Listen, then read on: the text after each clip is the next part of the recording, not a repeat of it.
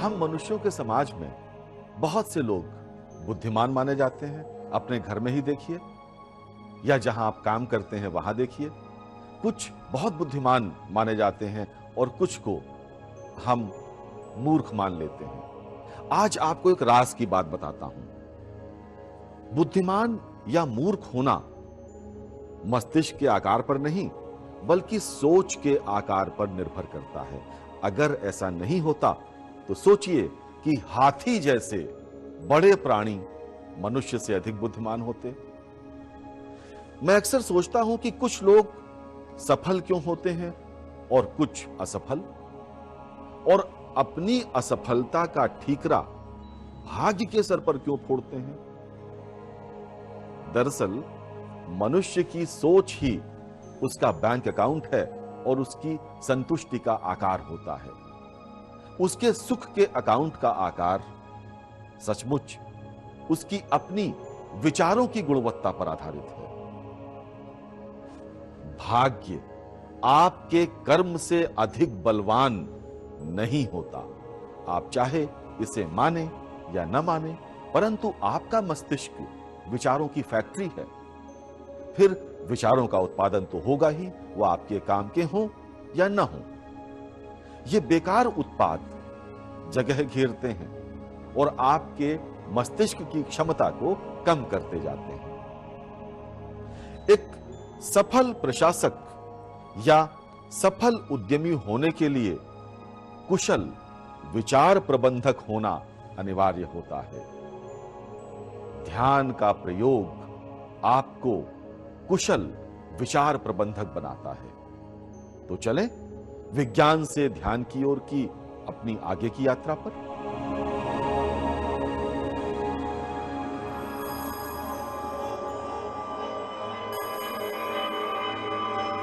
मैं ब्रह्मांड हूं।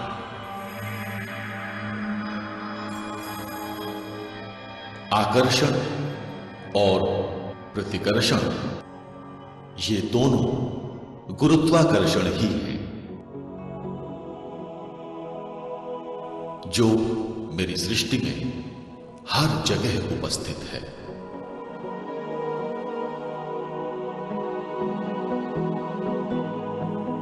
दो पिंडों के आकर्षण और प्रतिकर्षण के कारण पिंड अपने अंदर अत्यधिक दबाव का अनुभव करते हैं और ये दबाव इतना अधिक है कि ये गर्म होने लगते हैं। इसीलिए इनका केंद्र सबसे अधिक गर्म होता है और धीरे धीरे ऊष्मा सतह तक आ जाती है।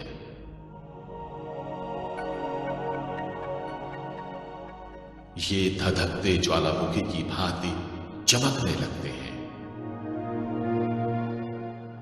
और अंत में विस्फोट के बाद इनके कण आकाश में फैल जाते हैं।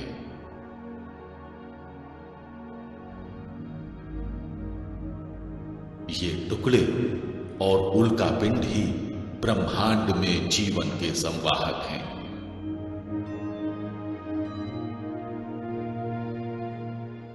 जीवन प्रकृति को ये ही विस्तृत करते हैं। यही नियम है।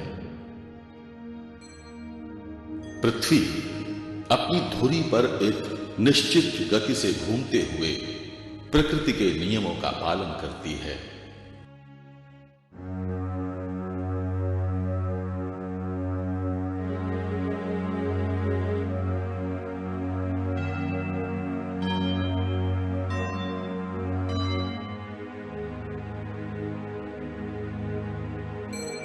और इसीलिए ब्रह्मांड में घूमते हुए नक्षत्रों का और तुम्हारे शरीर और मस्तिष्क का संतुलन बना हुआ है।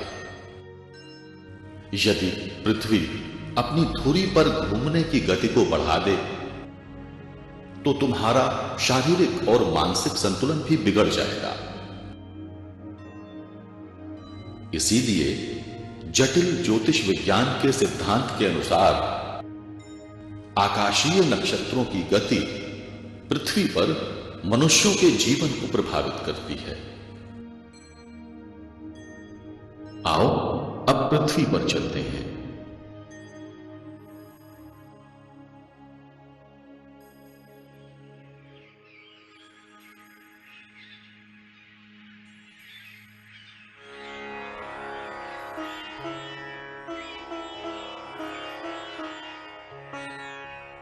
मैंने अब तक तुम्हें विचार प्रणाली के विषय में बताया था।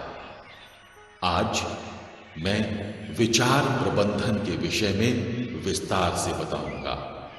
इसे ध्यान से सुनना। विचारों को देखा नहीं जा सकता, लेकिन महसूस तो करते ही हैं, क्योंकि जो हमारी सोच है, जैसे हम कहेंगे डे ड्रीमिंग, हर व्यक्ति कुछ न कुछ डे ड्रीमिंग करता है। और डे ड्रीमिंग करना उतना ही आवश्यक है, क्योंकि आप अपने फ्यूचर के बारे में सोचते हैं और एक सोच आपको आपके अंदर बदलाव पैदा करती है।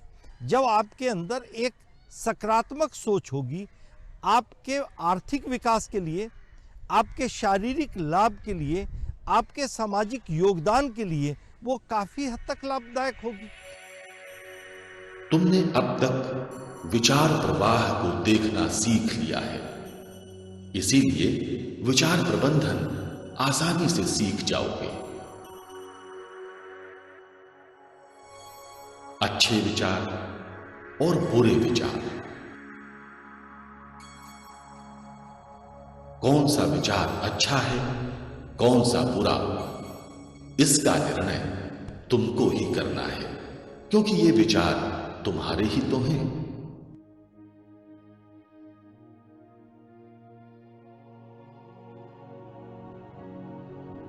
अच्छे विचार मित्र हैं और बुरे विचार शत्रु। अच्छे विचार सकारात्मक और बुरे विचार नकारात्मक ऊर्जा के संवाहक हैं।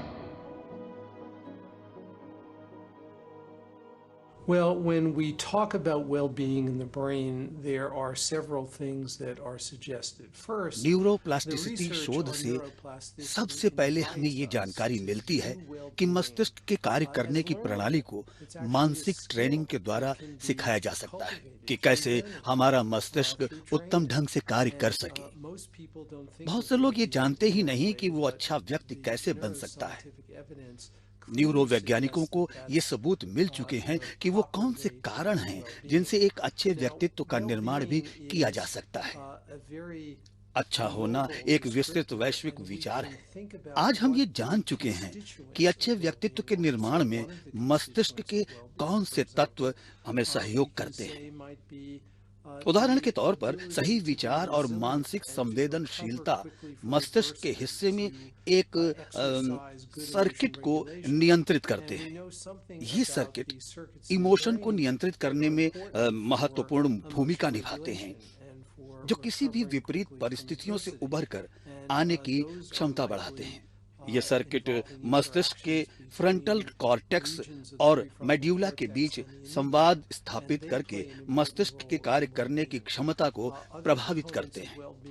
दूसरी बात है कि सकारात्मक सोच और इसके अनुभव अच्छे व्यक्ति का निश्चित तौर पर निर्माण करते हैं। सकारात्मक सोच एक पॉजिटिव ऊर्जा को उत्सर्जित करते हैं और ये ऊर्जा और इसका उत्सर्जन लंबे समय तक शरीर में बना रहता है। ये सब मस्तिष्क की एक सर्किट के द्वारा होता है। ये सर्किट मस्तिष्क के दूसरे हिस्से में जैसे वेंट्रास्टेनम और फ्रंटल कॉर्टेक्स के बीच संवहन द्वारा होता है। ये संवहन पॉजिटिव ऊर्जा के लिए महत्वपूर्ण होते हैं। यही हमें मानसिक रूप से हर परिस्थिति में लड़ने की ताकत भी देते हैं। ये ऊर्जा सीधे तुम्हारे शरीर पर प्रतिक्रिया करती है। ये तुम्हें स्वस्थ या बीमार बना सकती है। इसीलिए प्रत्येक मनुष्य को विचार प्रबंधन अवश्य सीखना चाहिए। अब मित्र विचार और शत्रु विचारों को चिन्हित कर लिया गया है। इसीलिए एक एक करके शत्रु विचारों को हटाना होगा।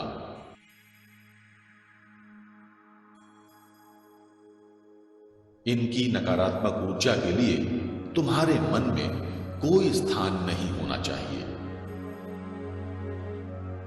ये शरीर को बीमार बनाते हैं।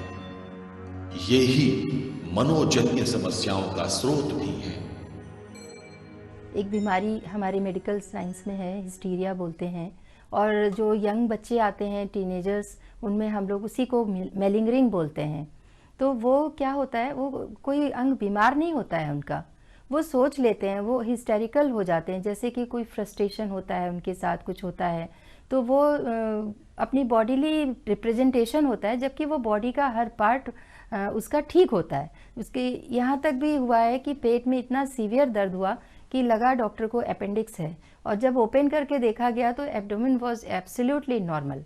हिस्टेरिकल्स मतलब उनको ऐसा लगा कि उनके पेट में इतना दर्द हो रहा है कि वो डॉक्टर तक कंफ्यूज हो गए। तो ऐसा हमारे मेडिकल में रिपोर्टेड है कि विचारों से बीमारियां होती हैं, और अगर आपके अंदर निगेटिविटी बहुत ज़्यादा है तो वो प्रेजेंट करती है किसी अदर फॉर्म्स में। ये तुम्हारी सांसों की लय को बिगाड़ देते हैं। जैसे अत्यधिक क्रोध में सांसों की लय तीव्र हो जाती है, पूरा मन, मस्तिष्क और शरीर इस पर तीव्र प्रतिक्रिया करता है।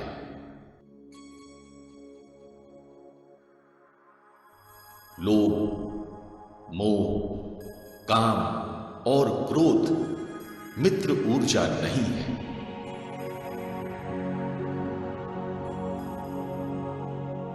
ये मस्तिष्क के प्रयोग की क्षमता को कम करते हैं। इन विचारों की अधिकता के कारण ही कुछ मनुष्य संकटकालीन समय में सही और सटीक निर्णय नहीं कर पाते। इन्हें हटाना ही होगा। तुम्हारे विचार क्षेत्र में अब इन्हें रुकने नहीं दिया जाएगा।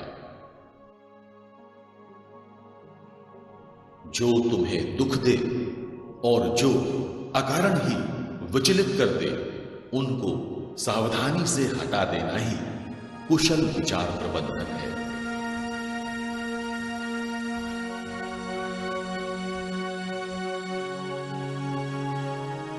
जैसे ही तुम इसको समझ लोगे, तुम्हारा दृष्टिकोण जीवन के प्रति बदल जाएगा और सही मायने में तुम्हारा मस्तिष्क ठीक और सटीक निर्णय लेने में तुम्हारी सहायता करने लगेगा।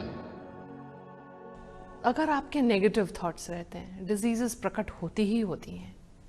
ये बिल्कुल वेल डिफाइंड है। इतने एग्जाम्पल्स हमारे सामने हैं। जो इस बात को मानता है तो वो देखेंगे कि जैसा ही उनका एटीट्यूड पॉजिटिव होता है, चीज़ें ठीक होने लगती हैं।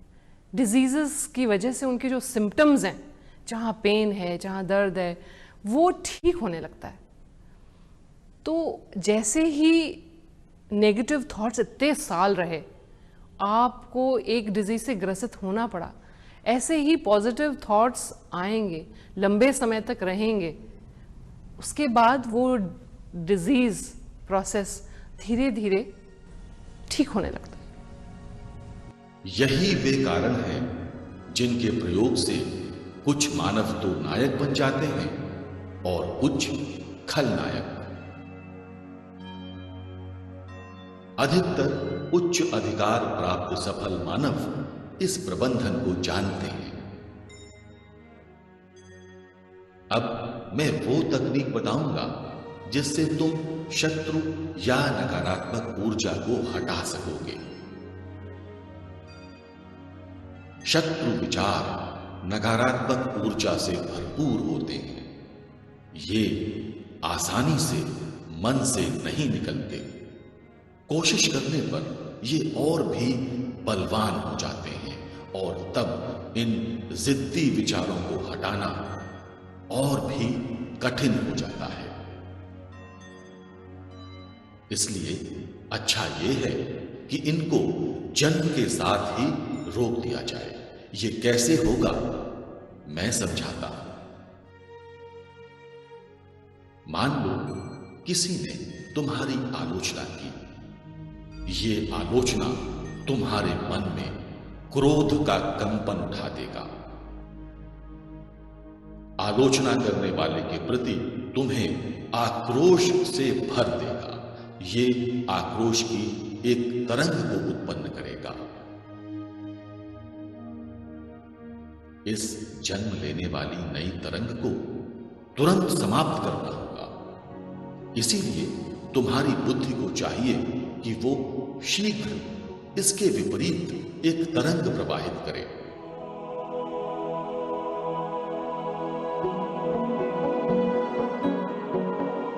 इसे उत्पन्न करने के लिए बुद्धि को एक और विचार करना होगा और मन को समझाना होगा कि बड़े विचार और बड़े कार्य करने के लिए आलोचना करने वाला आवश्यक है। बिना आलोचना के कोई भी महान कार्य नहीं किया जा सकता।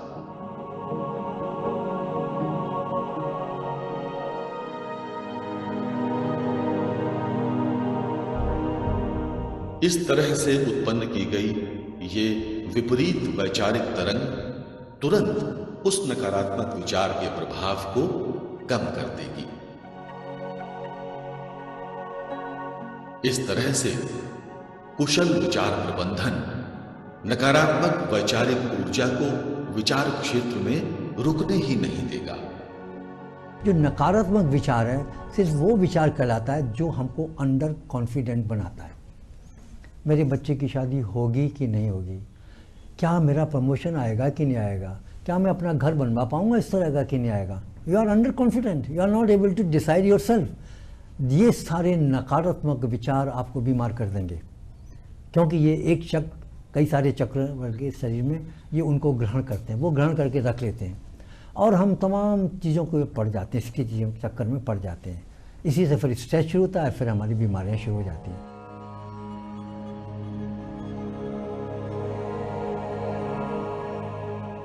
आगे चलकर ये तकनीक ध्यान में तुम्हारी बहुत सहायता करेगी और तुम्हें अपने मन का स्वामी बनना ही होगा।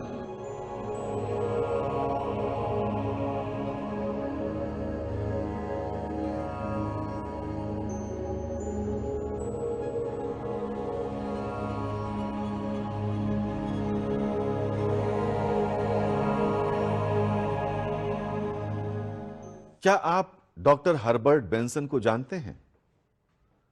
डॉक्टर हर्बर्ट बेंसन एक अमेरिकी हृदय रोग विशेषज्ञ हैं और हार्वर्ड स्कूल से डॉक्टर हैं। ये विश्व के ऐसे विशेषज्ञ हैं जिन्होंने ध्यान का मस्तिष्क और हृदय पर गंभीर अध्ययन किया है।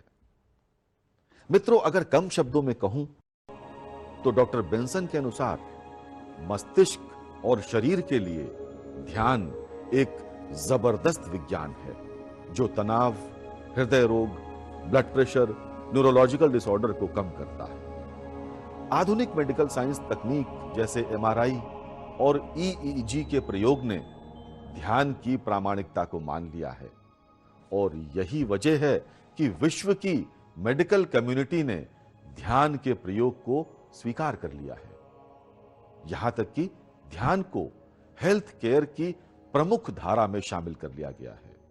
यह प्रोग्राम MBSR, ध्यान से सुनिए, MBSR यानी माइंडफुलनेस बेस्ड स्ट्रेस रिडक्शन कहलाते हैं। Mindfulness based stress reduction. दुनिया की श्रेष्ठ नेवी सील भी युद्ध के दौरान तनाव सहने की क्षमता को बढ़ाने के लिए ध्यान का प्रयोग कर रही है। तो आज की यात्रा यहीं तक। मिलेंगे अगले सप्ताह और करेंगे आगे की यात्रा ब्रह्मांड के साथ।